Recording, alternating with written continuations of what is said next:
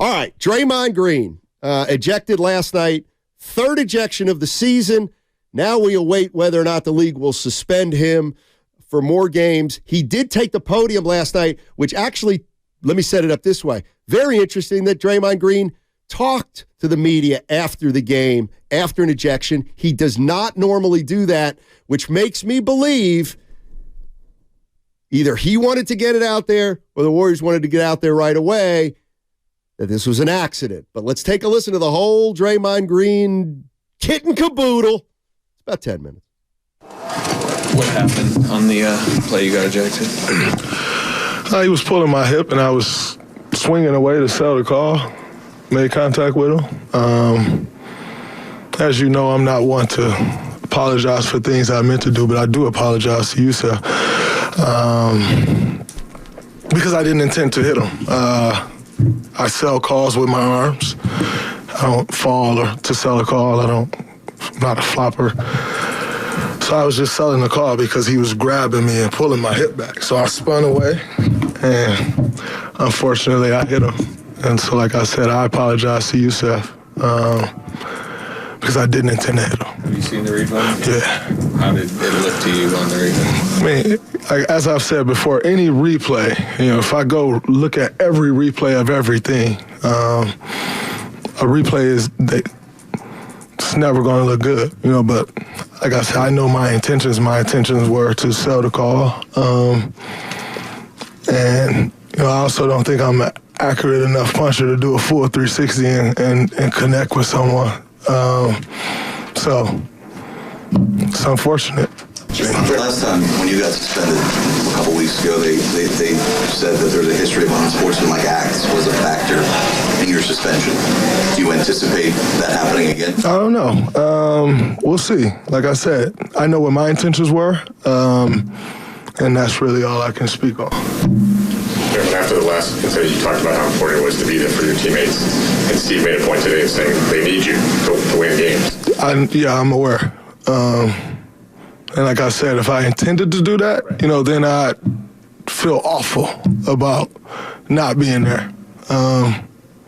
But my intentions were just to sell the foul. And he was, as you can see, as I'm posting up, he's moving forward. So as I'm moving back, he's still coming forward. And like I said, it's unfortunate. I apologize to Nurkic. Because I hit him. So I do apologize to him, and I didn't intend to hit him. So I think you guys have known me long enough. If I intended to do something, I'm not apologizing for it. But I did make contact with him, so I apologize because it wasn't my intention. Do you think you deserve the flagrant 2, or is that? It's a hard hit, So if you listen to the definition of a flagrant 2, it's an excessive hit, So I can't argue that it was a flagrant 2, because I did make contact, So now, as I said, my intent wasn't to make contact. So if that's a part of the definition, then I know for sure it wasn't. But I made contact, and it was hard contact. So I think the flagrant 2 was warranted. It's a hit above the neck. Or at least I think the neck, or somewhere over here. And it's hard contact. So that would meet the definition, for sure, of a flagrant 2. But as I said, it wasn't my intention to make that contact, any contact at all, really. Like I said, I was spinning away and trying to sell the foul. But, yeah, I think it definitely meets, the definition, for sure. But my intent wasn't to hit him. I understand you said the intent wasn't there, but with this team's small margin for error and where you are now a third into the season, do you think there needs to be some sort of alteration to how you approach these situations to not put the team in a situation where you may not be available? Yeah, but that's not that situation. That situation is me trying to sell a foul call. So on most situations, yes, I'd agree with you. Can't put the team in a bad spot.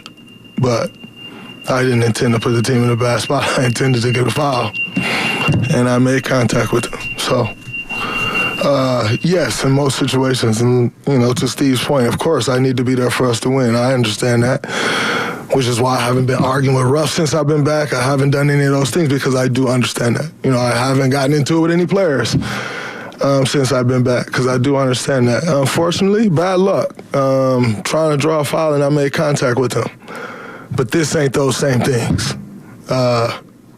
I'll be the first to tell you anytime I intend to do something,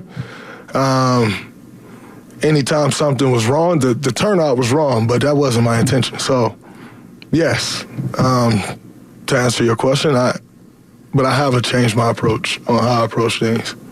But that wasn't the same thing. I was trying to draw a foul. I accidentally made contact with him, and it was, again, I'm swinging away like he's holding my hip. I don't know if any of y'all ever played against nurturers, but he's strong as and so I'm trying to just spin away out of him holding my hip like this, and my momentum continues forward and hits him. So, not quite the bad situations that I've put my team in before. This wasn't that. Just accidentally made contact with him trying to sell a foul. Draymond, what did you think about the rotation tweaks Steve made, taking Andrew and Moon out of the lineup to start the second half and then not closing with Clay? Steve told us that in the first day of camp. Really, was it the first day of camp? It could have been before camp. That we have a very deep team, and he's going to go with the players that are playing well. But I was minus 15. So, you look at, you look at our bench, they're all pluses down there. So, I probably would have got benched too had I not had the event not happen because, it's clear. We were struggling. So, and yet, Clay's +4 on the night. So, it's not something that I'm shocked by because, you're trying to find a rhythm, you're trying to win games and just trying to go with the guys that are playing well and producing. So I don't look too far into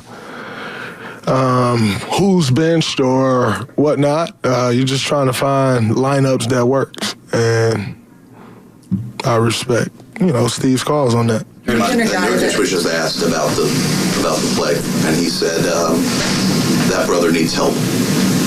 What's your response to that? Respect. I still know what my intentions were.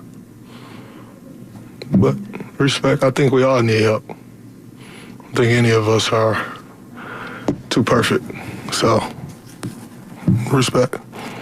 But I'll tell him the same thing I just told you. I'm going to apologize to him, and I didn't intend to hit him. So, but he has a right to feel how he want to feel about it, and I'm not going to sit here and try to go back and forth on how he feels about it. It's on him. He's been a guy in the past, when Steve says, hey, we're going to, like in the playoffs last year, and come back, hey, we're going to start Loon over here, you're going to come off the bench, instances like that. As you just said, you've always been very open to that, go with the flow, okay with that. For other guys, Clay was just talking to us and how he said it was very strange for him not to close and looked visibly upset on the bench. I know you're not inside Clay's head, but how does a guy how do you check your ego and your pride sometimes in those moments just for what has to happen to win? Well, I don't think, I don't think anyone's overly worried about someone being upset that they're not playing because we're competitors. You work ultimately to play these games and put a great product on the floor and play great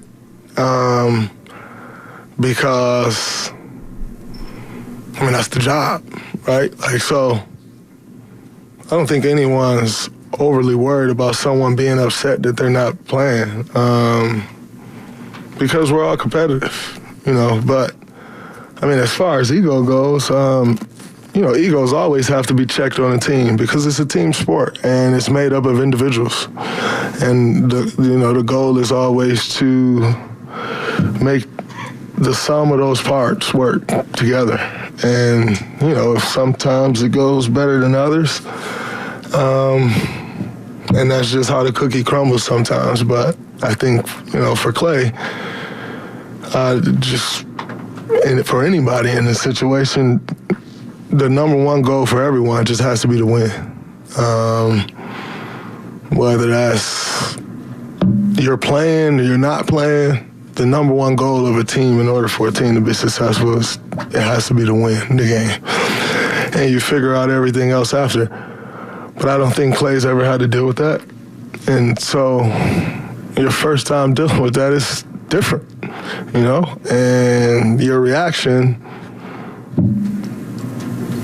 you never know how you're going to react to something like that until you go through it, and so that's foreign territory for Clay. I don't think anyone's mad that he was upset about it.